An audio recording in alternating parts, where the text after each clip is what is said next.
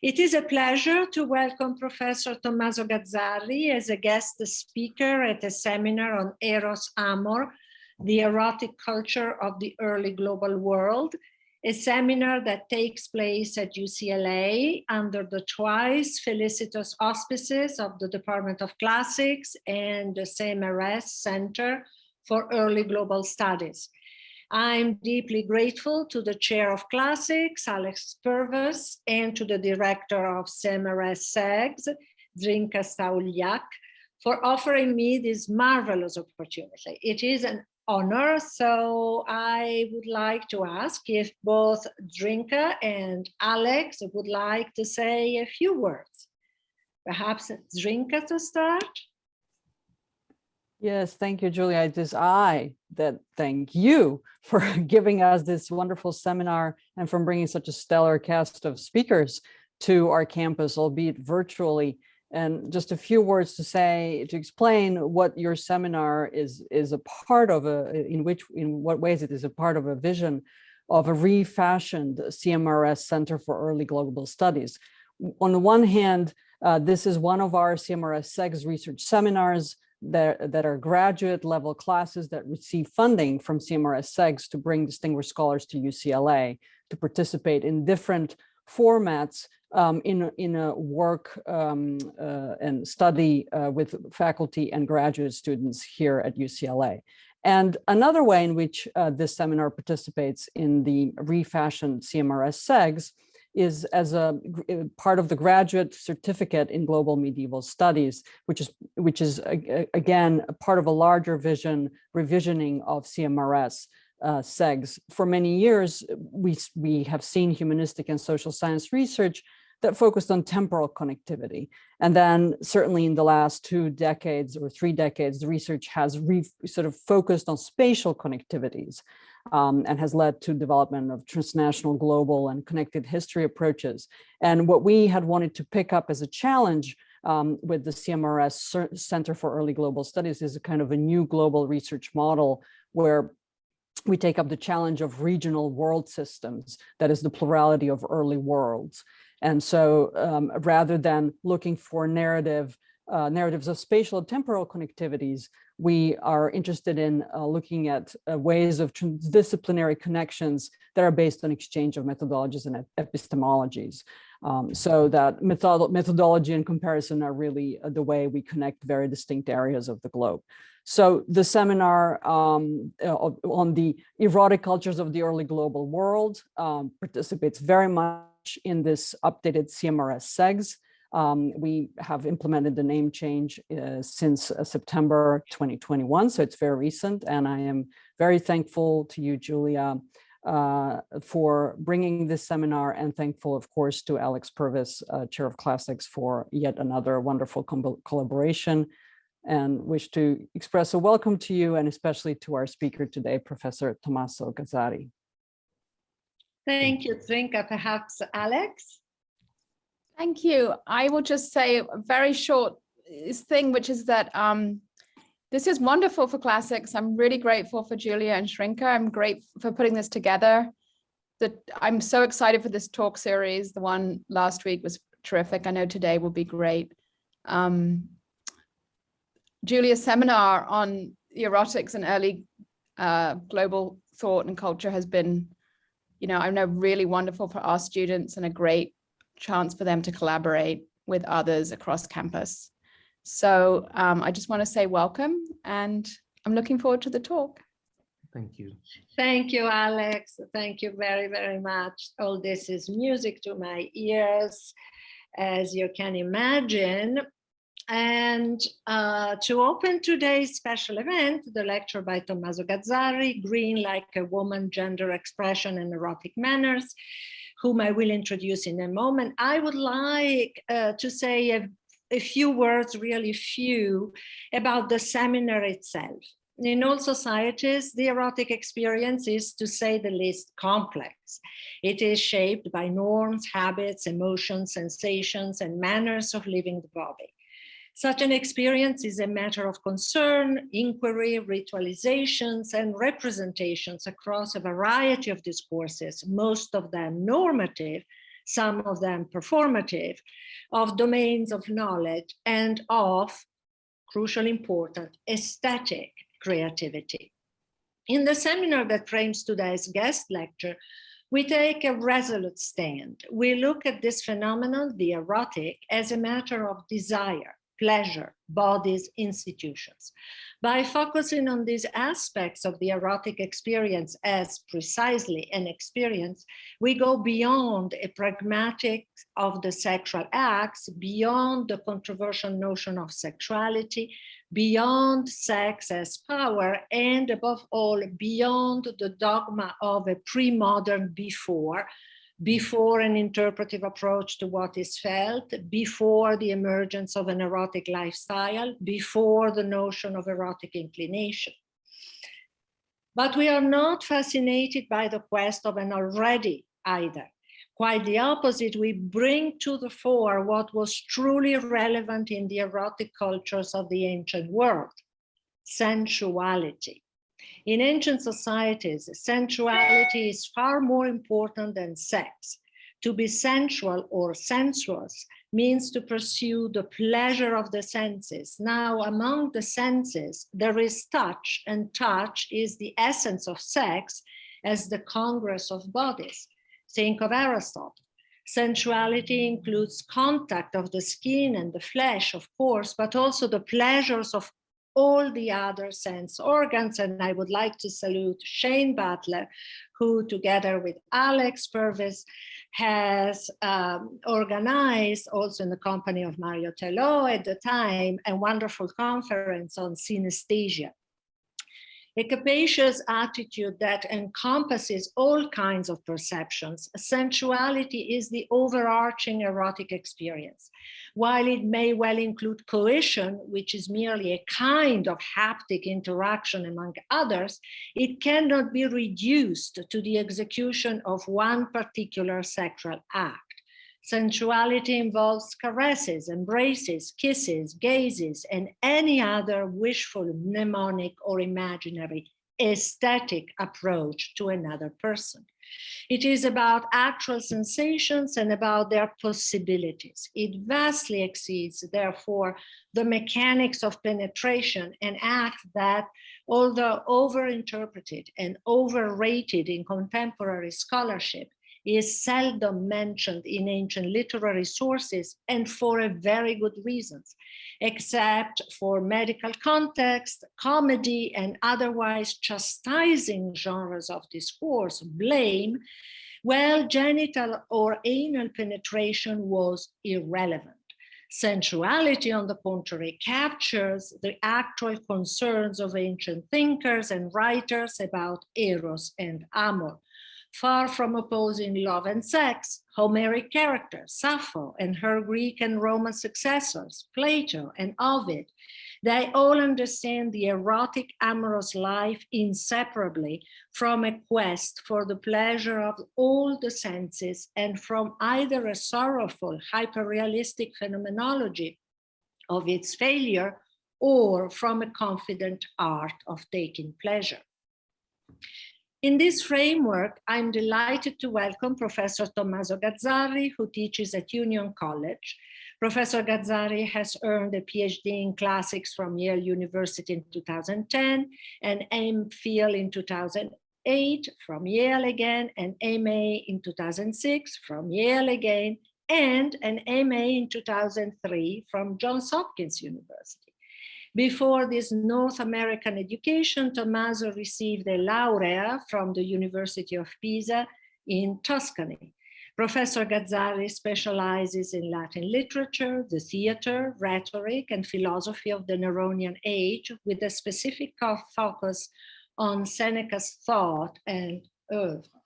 His current research focuses on the impact of Egyptian culture on Seneca's work.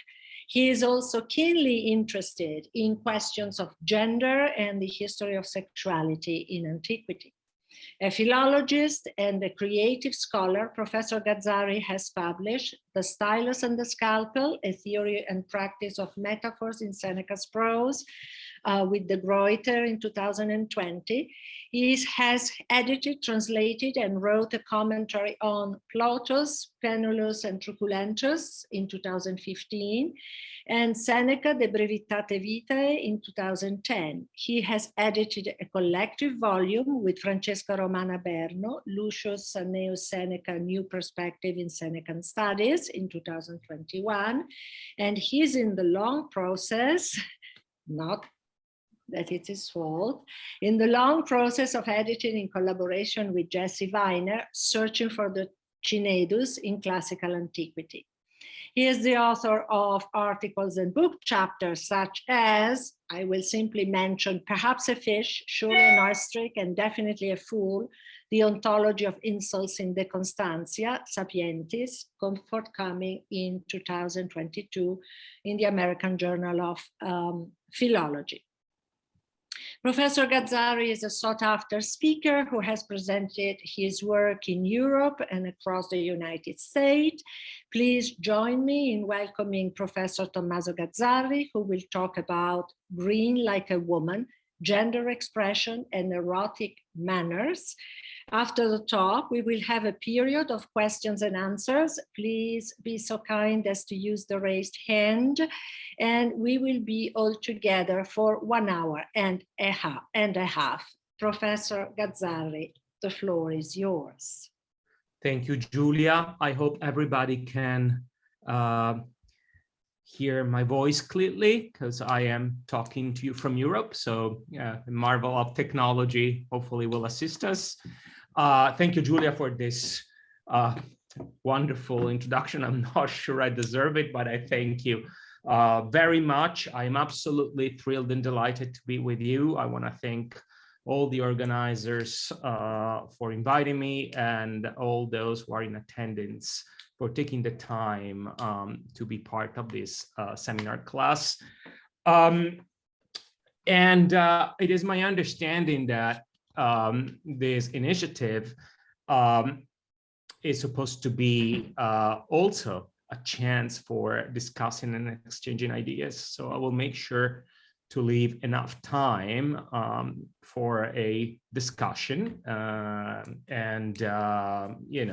It is very much, what I'm about to present is very much an open research question for me and for Jesse, the co-editor of the volume that I'm curating. And so I am genuinely looking forward to your perspective on this issue. And let me tell you a little bit about this project before I delve into the specific topic. It all started in California in 2019 at the SES meeting. Jesse and I decided to organize a panel on the figure of the Cynadus, panel into which Giulia so generously participated, because in our estimation, unlike other topics of ancient sexuality, there is still a big gap concerning this figure, the Cynadus. There are important contributions that have been published. I'm thinking, for instance, without moving from California and without moving from UCLA, Emmy Richlin, all-important piece, or Clark's contribution on material culture. So something has been published, something of importance concerning the Cynadus, but there is still room. Let's put it in the following terms. There is still room for a monograph or for a book-length research on the topic. And so Jesse and I, Professor Weiner and I, thought that it would be, a good scholarly project to try to put together scholars from the US and Europe to try to tackle this issue from multiple angles. Hopefully the book will will come out soon. As I said, there are various angles of analysis: material culture, social history, literature, and also a double. There are two perspectives, two tracks. Let's put it like that. One for the Greek world and one for the Roman world. So it pursues the two the two aspects, the two main branches of classical civilization simultaneously, without believing, not even for a moment, that the Kinidos and the Kinedos are the same figure. I mean, we do not fall prey to the illusion that the Latin translation Kinidos of the Greek Kinidos is also a cultural translation. These figures are different, and today we are going to focus on the Latin part.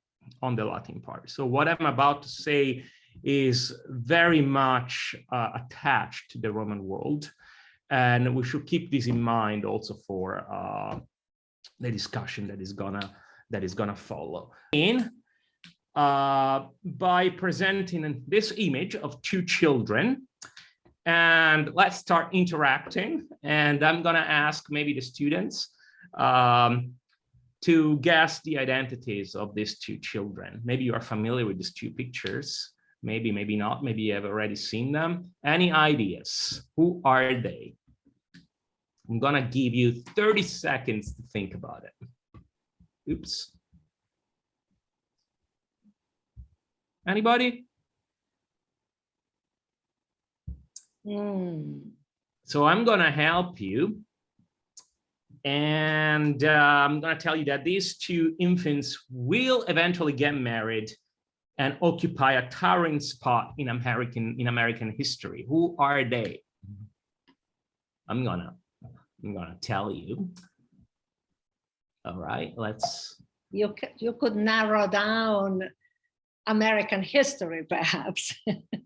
Yeah, no, you're right. You're right. It's a presidential couple. It's there they are. They're FDR and Eleanor Roosevelt. Believe it or not. Believe it or not. I chose to show you these two photographs because they truly problematize our notion of gender identity as conveyed by outfits and by colors. Believe it or not, the colorized version of FDR's photo shows that his clothes were predominantly pink. So the left picture is FDR, and you have to imagine this baby boy in pink. Okay, interestingly enough, let's move to this picture. On the right, you see a painting which dates roughly to FDR date of birth, and it's now part of the Honolulu Museum of Art permanent collection. It's the painting is aptly named and titled "Young Boy with a Whip." So the whip may be an attribute of masculinity, perhaps, but I suppose that according to North American present gender standards, we could be puzzled by the dress of the boy. And I would like to invite you to observe, to truly notice the similarity between the dress of the boy and the dress of FDR. You know, there is this skirt, there is this very ornate collar. They truly look alike. If we move to the 18th century, there we go. We have another boy on the right, and this is Louis XV.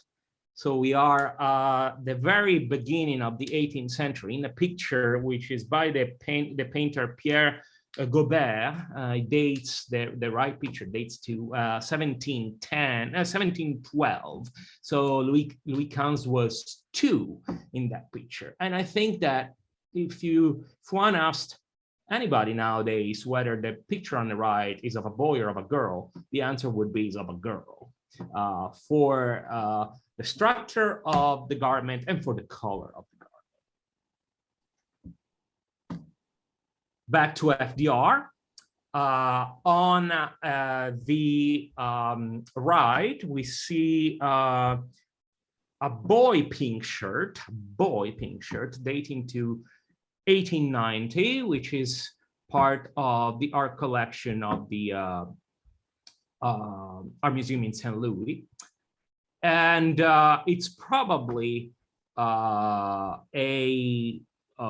type of shirt very similar to the one that FDR is wearing in the left picture. So we have an idea of what the consistency of the fabric may have been like. You know, this ornate color seems to be, I don't know, golden. There are some shiny golden, I don't know what kind of material that could be, maybe silk or silk embroidery, something like that. Very good. So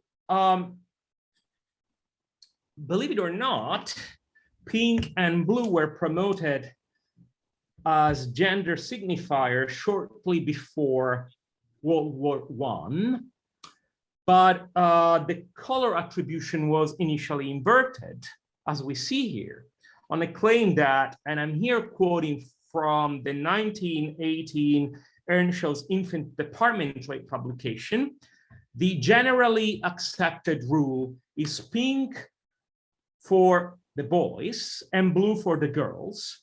The reason is that pink, being a more decided and stronger color, is more suitable for the boy, while blue, which is more delicate and dainty, is prettier for the girl. End of quote. Today's color code for infants and children was not enforced until the 40s and is skyrocketed starting from the mid-80s with the exponential diffusion of prenatal texts.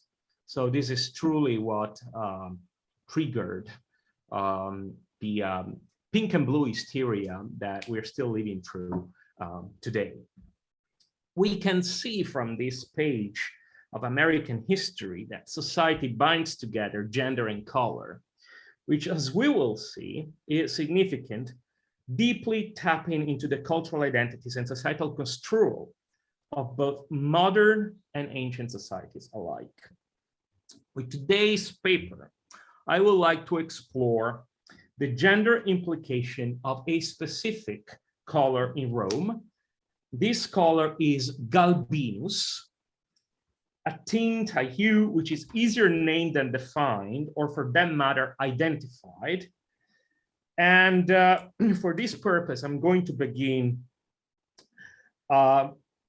this lecture with an investigation of the extant literary sources which mention this rather unusual hue. So let's move to the Roman part. Let's journey back to the ancient world, and in particular to the end of the 1st century CE, with the death of Domitian. Domitian dies in 96. In his second satire, written after Domitian's death, Juvenal targets the emperor many vices, all the more heinous on account of the man's strenuous attempts at restating the bygone values of an austere, even prissy morality. And before I move on, let me tell you, I am fully aware that I have a very thick Italian accent, which hasn't disappeared in 20 years, is not going to disappear in the course of this lecture. So if there is something that you don't get because I mispronounce, you don't truly understand, I certainly don't take offense if you ask me to repeat. I always tell my students, don't be shy. I will be more than happy to repeat it. So let's keep moving with this second satire of Juvenal. Juvenal attacks the severe poses of the many contemporary wannabe philosophers for whom sporting a withered and wild look is yet another fashionable attitude, clashing with their depraved costumes and perverted sexual habits. The mission's conduct stands out for is the debauch, which is emblematized by the incest with his niece Giulia. To more vividly deliver his condemnation of sexual deviance, and in particular of passive homosexuality, Juvenal canvasses three scenes of turpitude, and entrusts a woman whose name is Laronia with the delivery of the moralistic tirade. The idea, the basic idea is that even a woman can censor, this level of moral filth. So we have three scenes. In the first scene, Craticus is scorned for his multichia, that is a transparent / see-through kind of toga. The second scene hinges on the description of various effeminate men taking part in mystery rites of same-sex marriage. These debauchees sport a collection of various personal embellishments, all symbols of effeminacy, among which is the object of our analysis. More to the point, and I'm now referring to item number 1 on your handout, after mentioning a makeup pencil, a phallus-shaped flask, and a golden hairnet, Juvenal describes an individual indutus galbina rasa, dressed in green satin. Let's read the passage on your handout.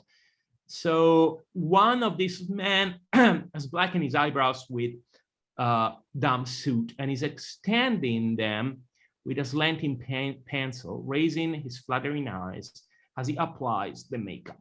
Another is drinking from a phallus-shaped glass, the substantial hair that fill in a golden hairnet, dressed in a tartan pattern of different shades of blue and green satin, and with his slaves swearing by his master's Juno.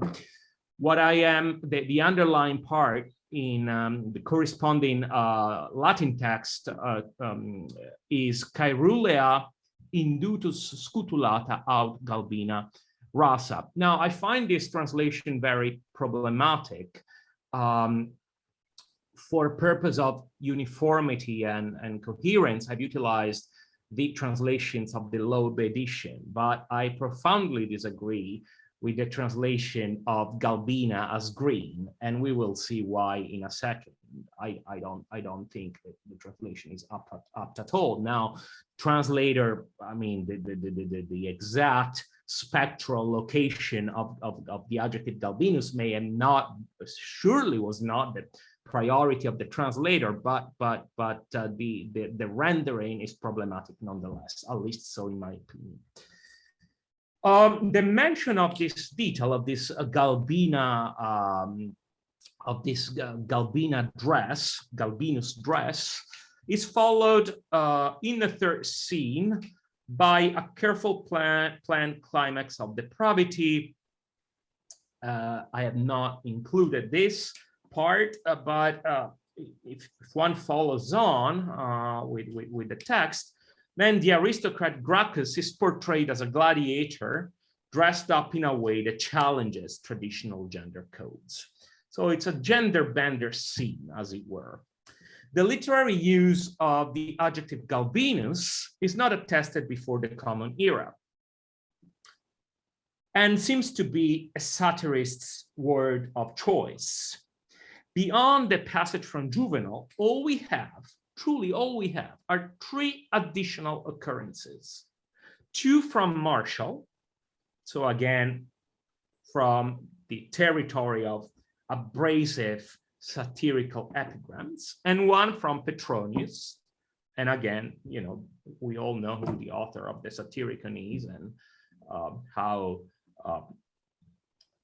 very peculiar in so many ways the Satyricon is. We do have a real issue identifying even the literary genre of this work. So It's a very specific territory, the one where the adjective galbinus comes from. Let's move to your second item on your handout. At Marshall 382.5, Zoilus, this character named Zoilus, is portrayed while laying on a bed, all dressed in a galbinus-hued garment. Even Zoilus' personal servant, slave, an exolatus, and a eunuch symbolize a type of main masculinity. Jacet occupato galbinatus in lecto, clothed in green, he lies, filling up the couch. Then again, this epigram goes on, and the most significant hint at the man's perversion is perhaps the very last word of this epigram. I haven't included this part either, but the last word is felt. So he sucks, quite literally, you know, he wants to perform oral sex on another man. Going back to the adjective galbinus, one additional attestation we find at Marshall 196, and this is item number 3 on your handout. This is an epigram presenting stark similarities with at least part of the argument propounded by Juvenal's text, the one that occupies position 1 on your handout. Very much like the false philosophers and false moralists of the second satire, a not better identified character purports to be a moralist of the old days on account of his love for grayish, sad color mantles made of batik wool. The man's austere look does not match his actual ethos, because as we learn towards the end of the epigram, when he's at the public baths, and I'm here quoting from, again, a part not included, he devours with his eyes the athletes, and he does not let his lips rest when he glances their cocks. The hypocrisy of this character is emphasized by his rebuke of those whom he judges too effeminate, allegedly so on account of their outfits. However, his censorious speech cannot alter his true perverted nature. As Marshall comments, galbinos habet mores. His morals are green. And again, here the translation, I find it extremely problematic. I understand that one must translate galbinos, but I don't think green is right. These are all, so items 1, 2, and 3, okay? These are all the extant attestations of the adjective galbinus. Its use appears to be confined to the satirical repertoire and presents at least 2 layers of signification. The most obvious one refers to a specific color, while there is another one that betokens negative moral judgment prompted by the color itself. The moral orientation clearly emerges from this passage that we just read from Marshall, where the adjective is utilized as a modifier of mores, customs. Inescapable though this conclusion might be, the reason that the galbinus grammaticism was looked upon with such disdain escapes us. To solve the conundrum, one must try to answer at least 2 fundamental questions. Firstly, one needs to get a better sense of the specific color designated by the adjective galbinus. Secondly, it is necessary to investigate why this color was considered appropriate only for females and gender deviant males, to the point of becoming tantamount to a moral statement, as we just saw here with Marshall. So let's start with the first one of these 2 questions. What color does galbinus, what color is galbinus for? Okay, what do we have to picture in our mind when we read this word galbinus? Green, greenish, sometimes yellow, and certainly occupying a spectral location between blue and yellow, the color Galbinus resists a more specific identification. This is because Latin inherits from Greek a rather meager range of words indicating the different nuances of these two colors. And you have this chart on your handout. In fact, for the color green, there are only three basic terms. Chloros, to express the yellow-green range. Interestingly enough, chloros, both in the Romance group and in the Germanic group, leads to yellow. Glaukos, designating a wide palette which comprehends, again, green, yellow, but also blue and gray. The complexity of this adjective is outstanding. I think one needs only to mention the color of Athena's eyes to get a sense of how hard to grasp Glaukos really is. And then from the third, roughly speaking, from the 3rd century BCE on, we have prasinos, which quite literally signifies leek-colored. And if you look at the outcome of prasinos, there is a transliteration in Latin, but there is absolutely nothing in the Romance group. There is absolutely nothing in the Germanic group of languages. So basically, prasinos does not survive. Both glaukos and prasinos exist in Latin. They survive in Latin, and they're regularly used and duly transliterated, as we have seen, as glaucus and prasinus. To these basic terms, the Roman eventually added herbeus, grass-like green, and vitreus, shining green, or green like the reflection, the green that is reflected by a piece of glass. I cannot find a better way to term it.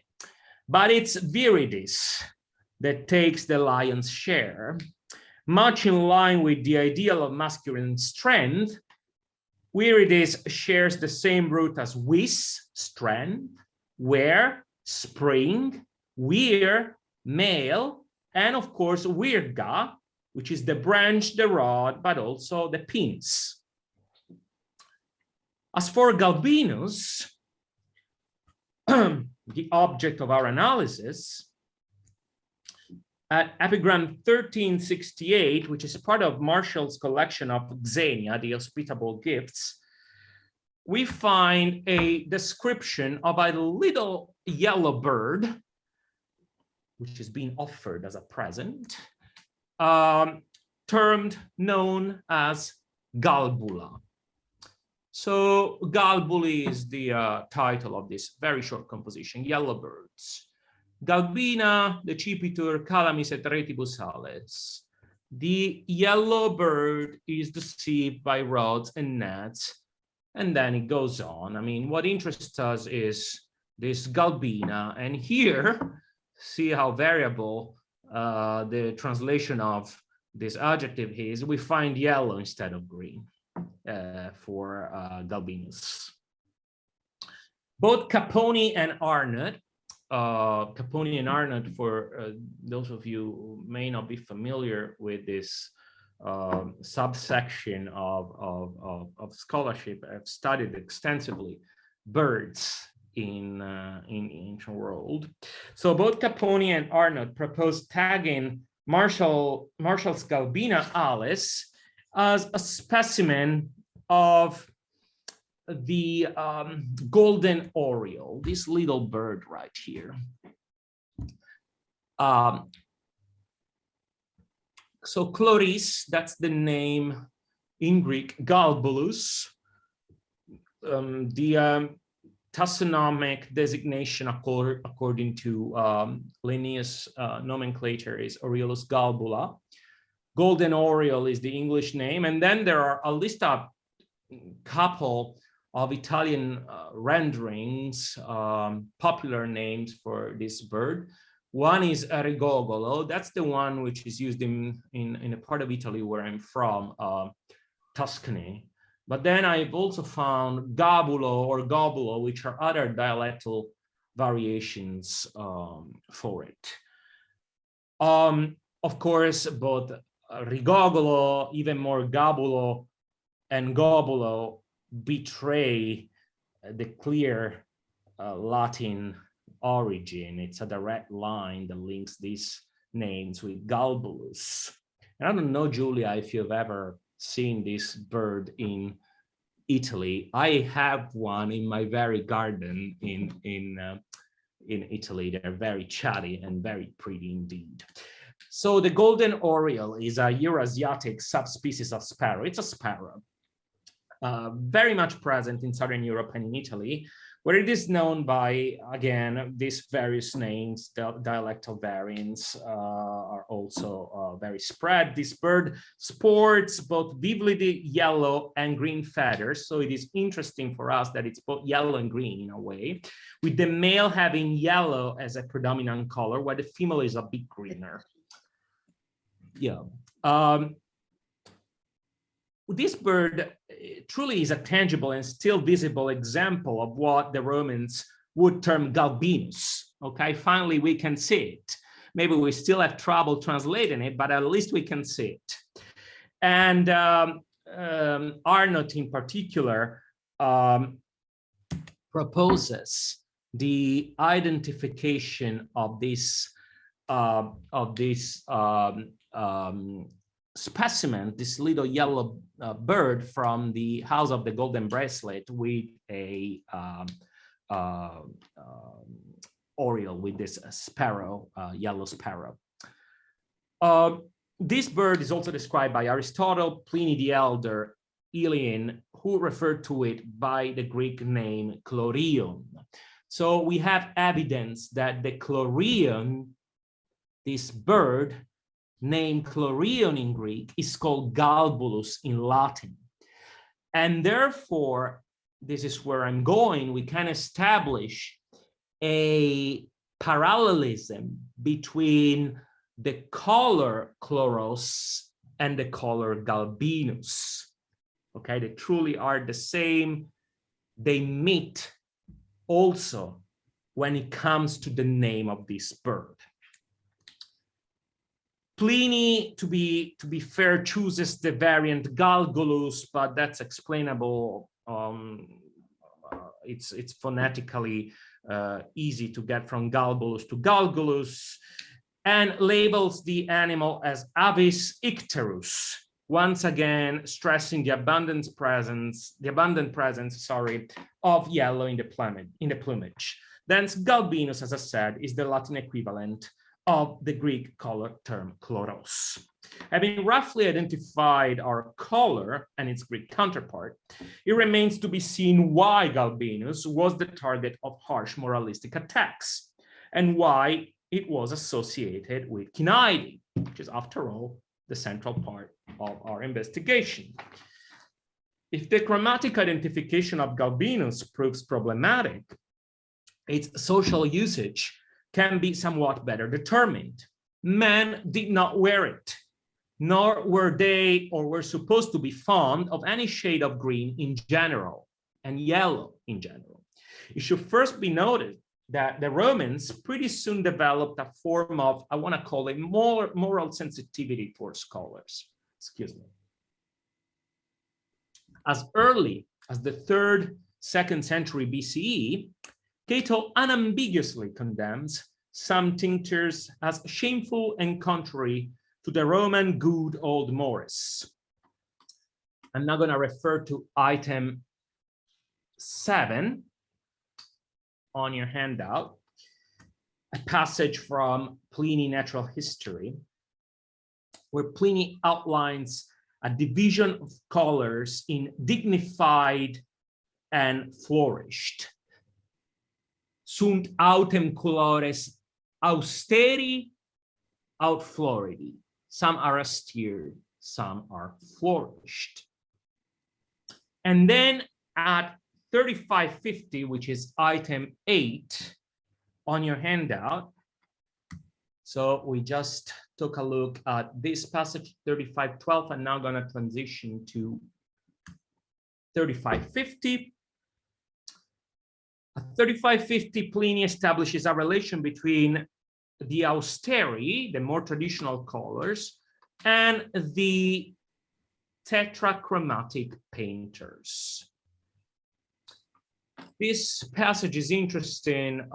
It contains some stereotypes that are typical of technical / scientific writing in Latin. The idea that everything was better when things were simpler. We find something which is pretty much parallel to what Pliny is saying here, for instance, in Celsus for his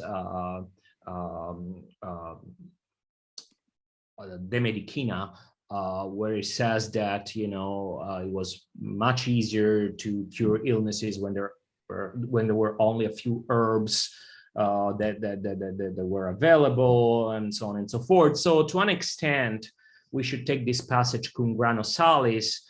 There is a Pliny is tapping in reservoir of stereotypical moralistic ideas, but nonetheless, what he's saying here is important for our argument.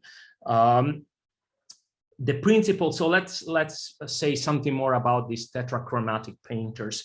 The principle of tetrachromatism is not Pliny's original contribution, but has a long tradition dating back to Democritus, for whom the 4 main colors are leucon, white, melan, black, erythron, red, and surprisingly for us, chloron, which once again corresponds to the Latin galbinus, but which is not included by Pliny in his list of the 4 main colors. Perhaps the exclusion of galbinus from the main canon of Roman colors may be accounted for by the difficulty of actually producing this hue, especially so during the Republican age. So the mordant for producing galbinus was not discovered until very late, and women would try, because it was a color, a mode, to have their clothes dyed in green, but then after very little time they would turn, they would become yellow. So it was very much a desideratum, but very hard to achieve.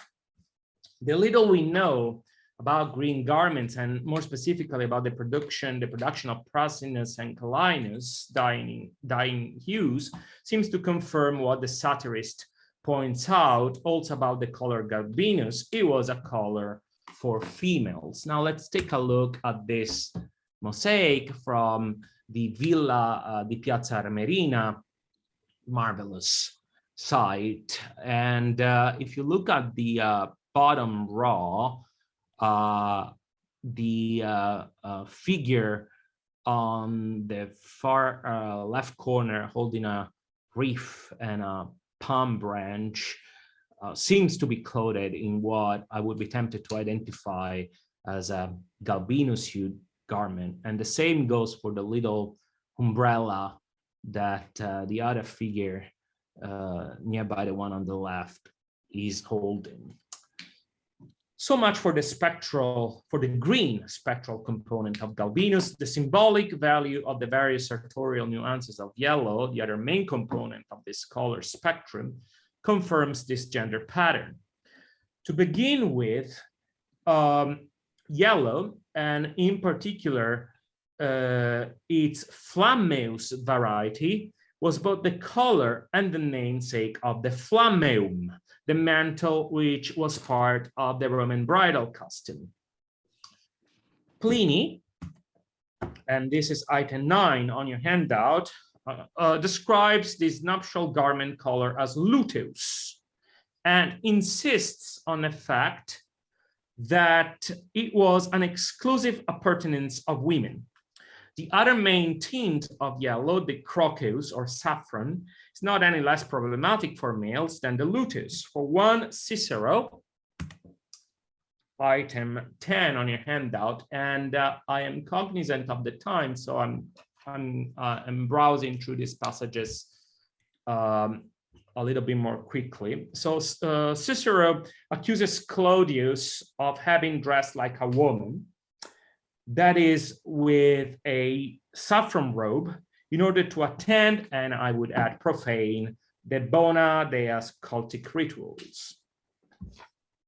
This cursory exploration of various literary sources demonstrates that Galbinus was perceived as an exclusive appurtenance of women, with the attendant consequence that any man's attempt of appropriating it was judged as ethically questionable and potentially causing a loss of virility. What remains to be ascertained is why this scholar was endowed with such a powerful symbolic connotations. An ad hoc analysis of ancient medical lore may provide at least some answers to this conundrum. So let's now move to medical texts. The role played by colors in the development of ancient medicine has been the object of a number of studies. Already with the Hippocratic writers of the 4th and 5th century, the observation of a patient's body's different colorations amounted to a fundamental diagnostic skill. As stated as Epidemic 6.4.22, and this is item 11 on your handout, Kroie epitokakion e amenon epididoi. Color tends towards the better or the worse, meaning that a doctor could observe the color of one's complexion, the color of one's urine, the colors of one's sputum, eyes, tongue, so on and so forth. And from the assessment of the color, predict the progression and of the illness. The chromaticism chloros occupies a peculiar position within the medical history of colors, and its most conspicuous implications concern gynecology. There is actually a specific illness named after the color, and this is chlorosis, excuse me. The genesis, theorization, and description of this illness did not occur until the mid-16th century. And it was based on the piecing together of different ancient medical observations concerning a few ailments involving a patient's complexion turning yellow/greenish, from jaundice to the insurgence of menstrual issues. Helen King has devoted a fundamental monograph to the medical and intellectual history of this disease, which eventually became known by various names, among which are hypochromic anemia, pale fever, green sickness, and chlorosis, of course. King has demonstrated how the association between the so-called disease of the virgins, qua gynecological affection, and chlorosis, qua condition entailing love sickness, is deeply indebted to the extraordinary popularity of Sappho 31, which is item 12 on your handout, fragment 31 foid. I would claim that, I would say that it's still very popular nowadays. And in particular, the very words that are in bold here, chlorotera, de poias emmi, I am paler than grass. But what is the truly chlorotera means? Greener, paler, fresher. I don't know, maybe we can discuss this later. Sappho's text was crucial for early modern doctors to craft a pathological association between lovelorness and a set of conditions affecting the body of women. In the word of King, and I'm quoting, the name chlorosis may be a nod in the direction of Sappho and love sickness, masked as a reference back to a Hippocratic text, which does not, in fact, exist. Admittedly, there is not extant evidence of ancient medical lore positing a clear association between love sickness, gynecological conditions, and the color chloros. However, Latin love poetry largely exploits this association. For instance, let's take a look at Ovid, item 13 on your handout. In his Ars Amatoria, Ovid addresses the significance of a lover's complexion paling. Let every lover pale. Such is the color that befits a lover. Such color befits him. Only a fool thinks that such color is not good. The passage is of particular significance in charting the development of the connection between this verbal form palliat, so the idea of turning white yellowish. I'm thinking about the English term. Is there an English term for? Now I'm sure I'm gonna mispronounce it. For straw, is it fallow or? Well, I'll tell you when it comes back to my mind. The connection between pallere, Sapphic literary and sentimental gesture, and female identity.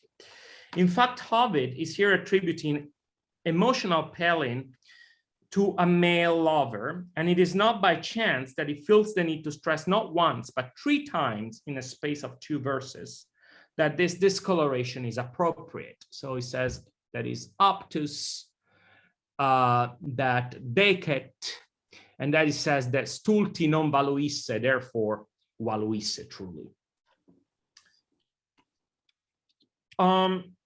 One plausible hypothesis for Ovid's energetic defense of the lover's pallor could indeed be that both the color and the emotional reaction manifested by it were notoriously proper to women. A male paling would present the thorny issue of his body showcasing a physical reaction not in accordance with masculine physiology. Similarly, Juvenal, as we have seen in his second satire, chooses to contextually reinforce his mention of the Cnidus Galbinus outfit with abundant references to receptive homosexual practices as manifestations of a medical condition. For instance, at 250, and this is item 14 on your handout, it targets Hispo, this character Hispo, who goes under young men and pales with both illnesses. What are these both illnesses? These illnesses have been interpreted as receptive anal and oral sex. The color chloros had therefore a profound symbolic value, and on top of being an item of fashion, it hinted at both physical and emotional femininity. This association of physiology and self-fashioning proves particularly problematic inside of the main hermeneutic approaches to ancient sexuality. And with this topic, I'm entering into the last part of this paper. And I'm about to truly schematize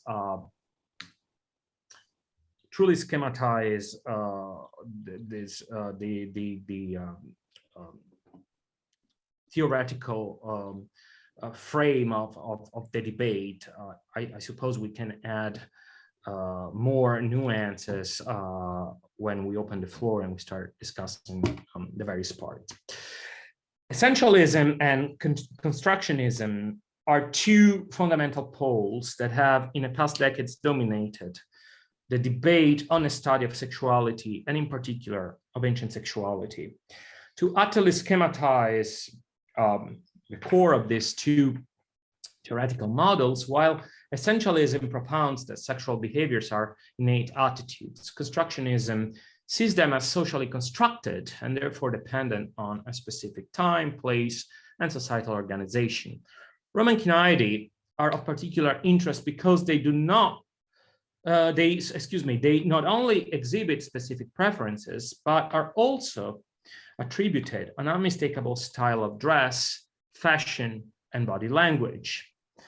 In her contribution to the topic, Reichling insists on the concept of sexual deviance, which she argues was alive and well in Roman culture and easily triggered homophobic satirical branding.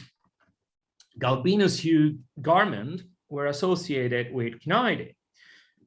But because the color Galbinus referenced the emotional and physical functioning of the female body, it also hinted something very similar to the modern concept of gender identity. Perhaps we cannot go so far as to label kinaidi as passive homosexuals, but how about homosexuality without question marks, where the lack of and without quotation marks, excuse me, where the lack of quotation marks suggests an approach culturally disjoined from the historical codification of the concept.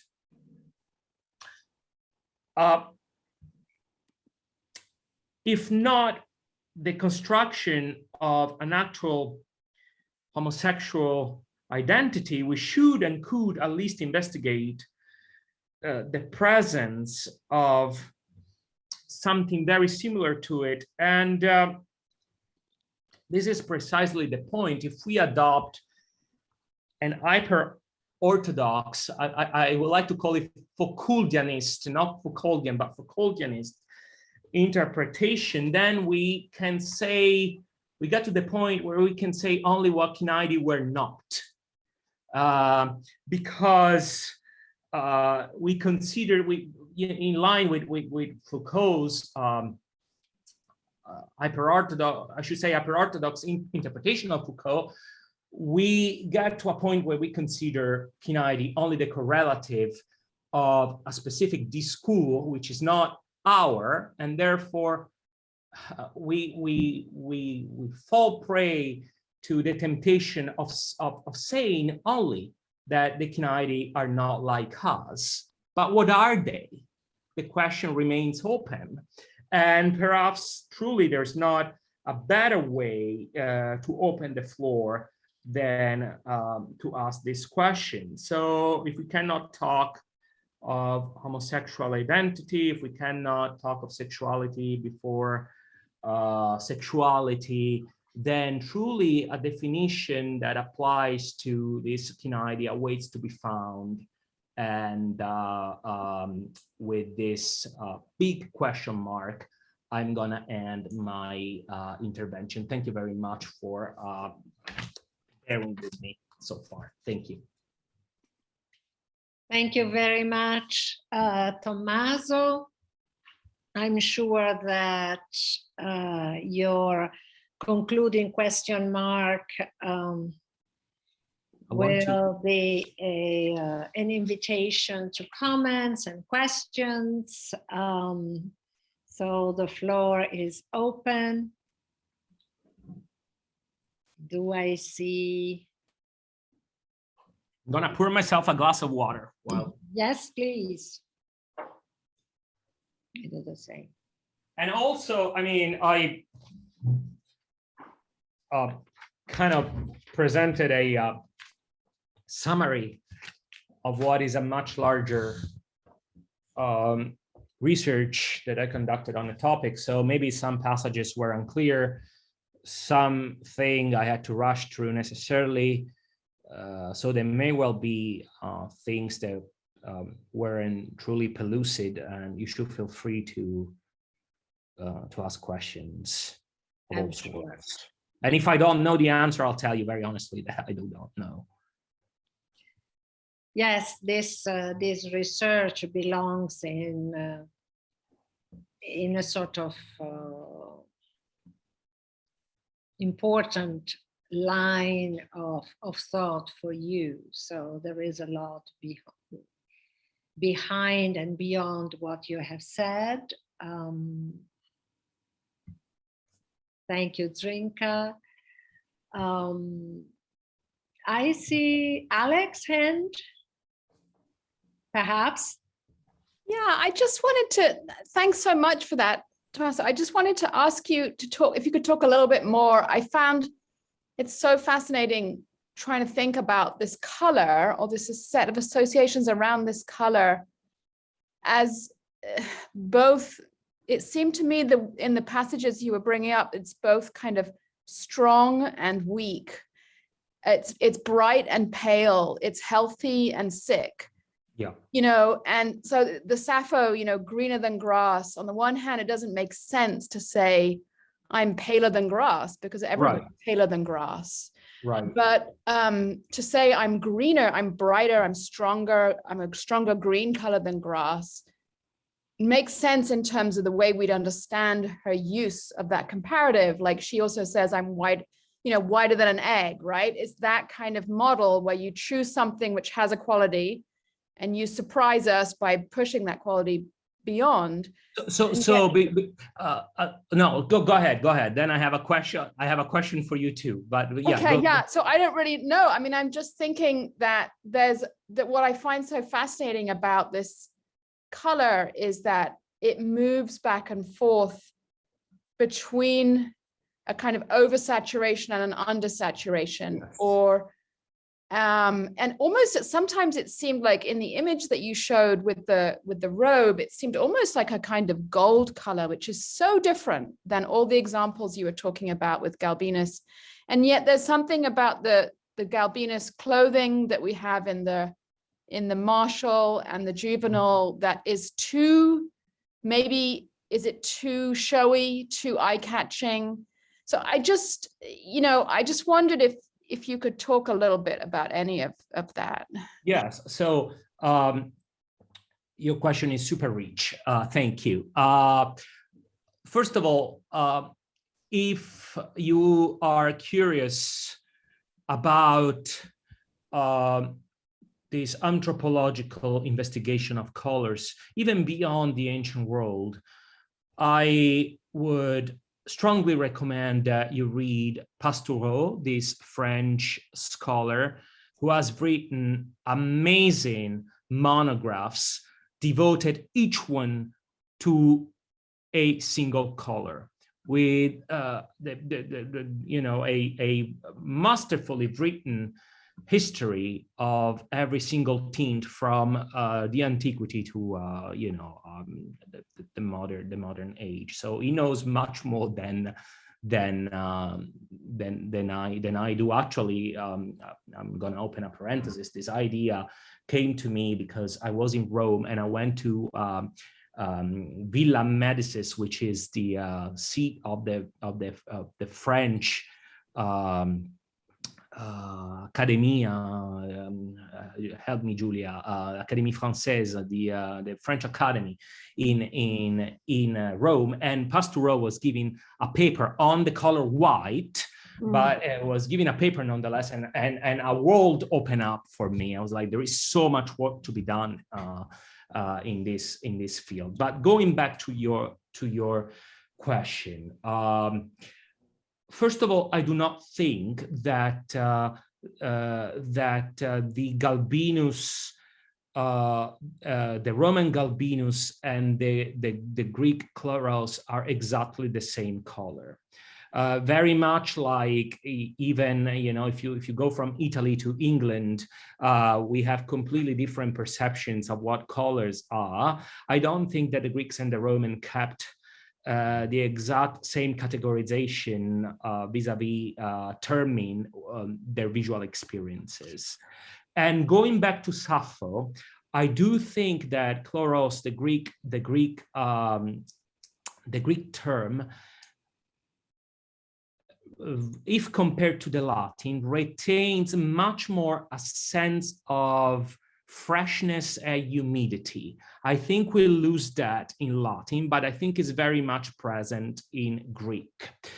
And there's probably, there's nobody more qualified than Giulia to then comment on the conception of the female body in Greece as something quintessentially porous, soft, humid, able to to welcome and host and contain life. So it all goes hand in hand with the way the physiology of the female body is imagined. And my question for you, because I form my own possibly too extreme opinion about it, is how would you translate that chlorotera in Sappho? What is, in your opinion, the best rendering for it? And then I'll tell you what is mine.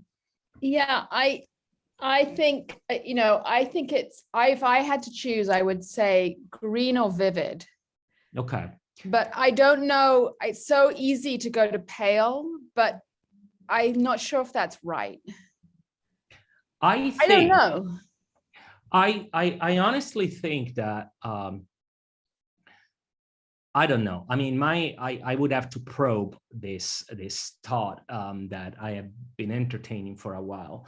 But what if that term doesn't actually designate her complexion? Yeah, I agree with that.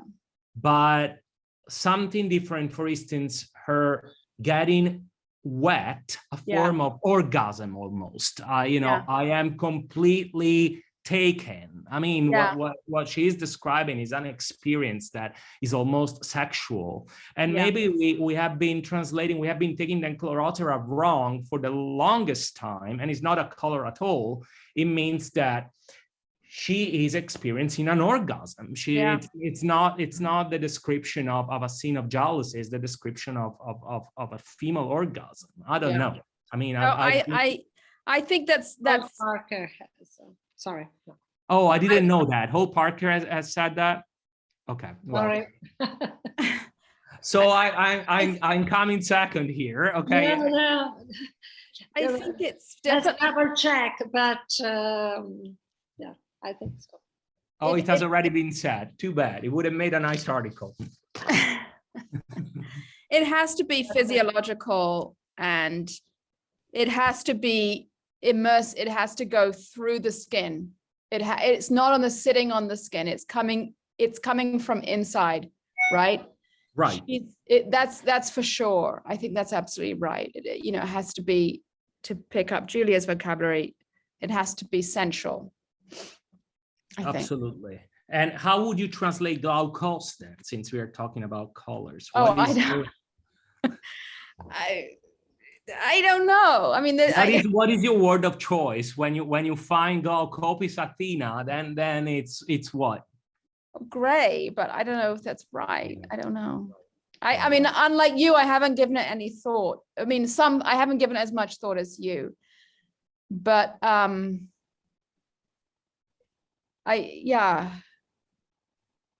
it's fascinating because it's truly when one begins to investigate the matter of colors in the ancient world. I see here Michele Asuni, who has devoted, I know for a fact, much effort to the study of colors in the ancient world. One truly touches the cultural discontinuity, which is not only linguistic, it's quintessentially cultural, between us and the Greeks and the Romans. So it's truly a fascinating topic. Yeah. Patrick, I think, has a hand up.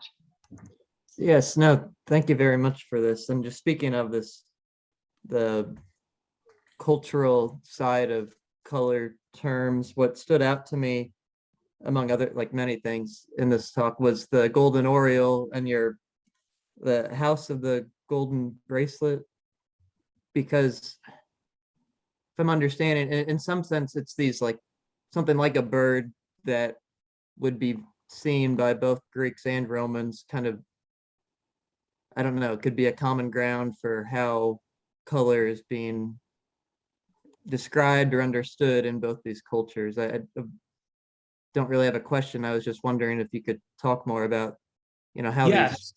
So it's when I come across the bird, it was my eureka moment. Oh, finally I can see what it looks like. So the good part about the golden oriole is that finally You don't have a painting that may have faded. You don't have a description that needs to be interpreted.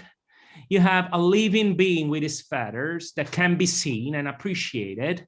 And there's nothing more tangible than a living creature that can be observed and described and so on and so forth. The problem with the golden oriole is that the female and the male do not really have the same color.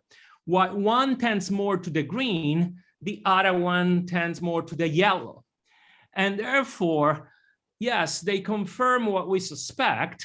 It must be something that spectrally belongs, I'm using spectrally in a physical sense of the term, that spectrally belong to in-between territory, but a better location resists any attempt on our part, because the female and the male represents the two sides of the spectrum. So yes, it's a good find. I suppose it tells us that we are on a good track, but it cannot represent the final solution. And I suppose some of you, at least some of you, are graduate students. So I want to encourage you to explore this topic, because there is so much to be done. You know, there is the book by Brett Lee on ancient colors, but truly a social history of colors in antiquity awaits to be further developed, fully developed. There is plentiful of room for doctoral thesis that may expand in all sorts of directions. So it's a territory, very promising one that truly, I think you can yield, you can harvest great fruits from it. So if you haven't decided yet what you're going to write your dissertation on, consider an intersection with colors. I see Ben Davis. Yeah. So thank you. Thank you so much for your talk. I'm also still kind of preoccupied with the golden oriole. And I was wondering if it's possible, or if you think that it's possible, that the association with the color of the golden oriole is part of the picture as to why Galbinus becomes associated with effeminacy. Or with the feminine, because I'm sort of thinking through, and perhaps I'm stuck in this kind of Catullus mind frame of thinking through the sparrow and Catullus. But it seems that the association with kind of this pretty little bird is itself perhaps something that could sort of create this system of associations with the feminine, or with something that is perhaps not associated with kind of traditional, you know, Roman masculinity. Thank you. I think yours is a very erudite and perceptive question. I also think that this is a chicken egg kind of question, because one could argue also that Lesbia's Passer became a sign of you know, femininity and grace and you name it, because the oriole was already perceived as an appurtenance to women. So I think it could go both directions. But thank you for pointing this out. It adds to the argument in a sense that certainly this little dainty animal was, I'm now gonna say something that it's very little orthodox, but in a way it was the Chihuahua of the Romans. It was this little pet that you would want to have if you were an elegant lady, and you know, you would probably show it and pet it, and an item of luxury, a nice pet, and yes, an appurtenance of every elegant woman. But again, I think it can go both ways. But it's definitely an extra element to be added to the argument. So I'm actually, let me write it down, because I think I'm gonna write at least a little note on it. Thank you. You know, I hadn't thought about it, but the sparrow is very pervasive in Latin literature. Oh yeah, I see here there is. Thank you so much for this fascinating talk. I'm very curious if you have thought at all about the implications of andromache being known as white art. No, so chromatic connotations that can be found in so many contexts. Yes. I haven't, but and I haven't explored Leukos so much, but as I only scratched the surface truly during this lecture, but I think it's a promising territory in a sense that there are instances, for instance, with the verb paleo in Latin, where Galbinus and all that is discoloring and tends to the white are overlapping. So the short answer to your question is I don't know, but I also think it is very likely that there is more to it. I do think that that there is definitely an area where the paling yellow and the white meet. What to do with it, that's another story. I would be inventing at this stage, but I do think it's a promising territory. You are absolutely right. I think in drawing attention to the potential, because the colors have been such an important topic for anthropologists as a touchstone for the very question of theories of perception, transcultural theories of perception, and cultural codifications of what seems to be so evident.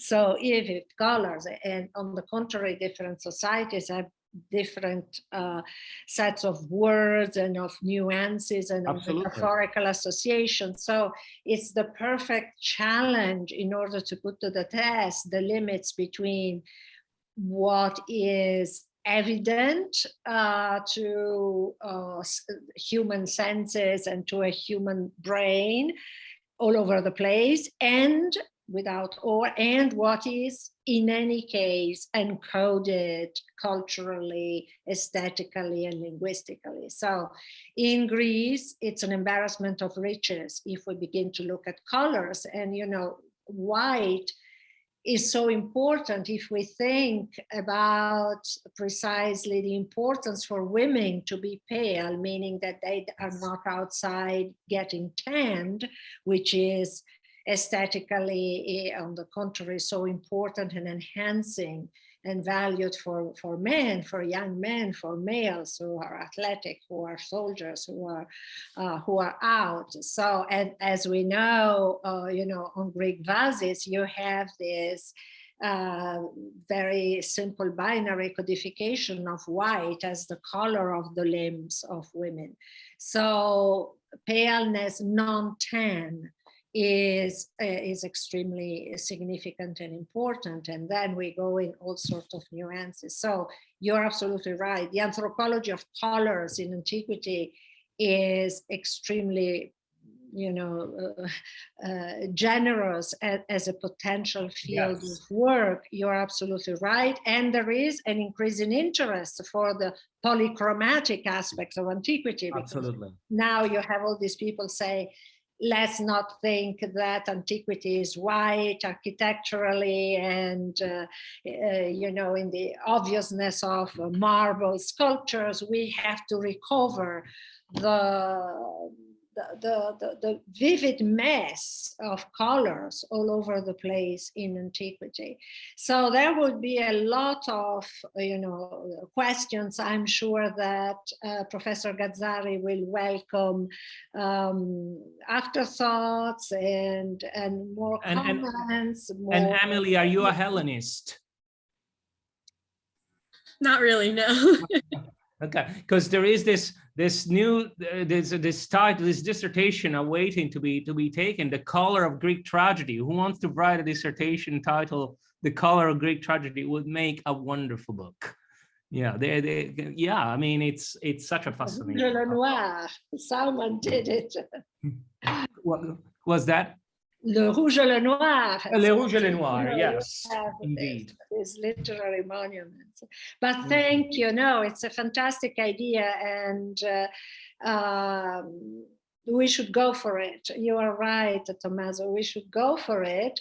I would like just to refresh for a second your final question, Mark. Yes. Anyone would like to say something? We can take a couple of minutes more to say something about this embodied characterization of gender expression. Yes, and if I may add that word. What does it do to our way of thinking about ancient sexuality? The final gigantic question. Anyone would like to take up the challenge, even for a few minutes? Sorry, Tommaso, I have interrupted you. Not at all. And also, since I delved a little bit into jargon at the very end, it's very hard to talk about the history of sexuality in a field of classics without engaging with Foucault and with Foucauldian terminology. So I don't know how familiar, guys, you are with it, and if my conclusions were clear at all. So even basic questions about it are welcome. To further complicate the matter, let me also tell you something that I did not have the time to touch on during this talk, which is the fact that on the one hand, Cinaidi, at least in Rome, were known for their effeminate style. On the other hand, though, we know for a fact they would not disdain, having sex with women. So that complicates our picture a little bit. Okay, or a lot. So let's budget in this ingredient as well. And truly, any thought is welcome. Don't be shy, as I always tell my students. Thank you so much, Tommaso. Thank you for the paper, for the comments, for the generosity. Thank you for having me. Thank you all for being here. Thank you. Bye-bye.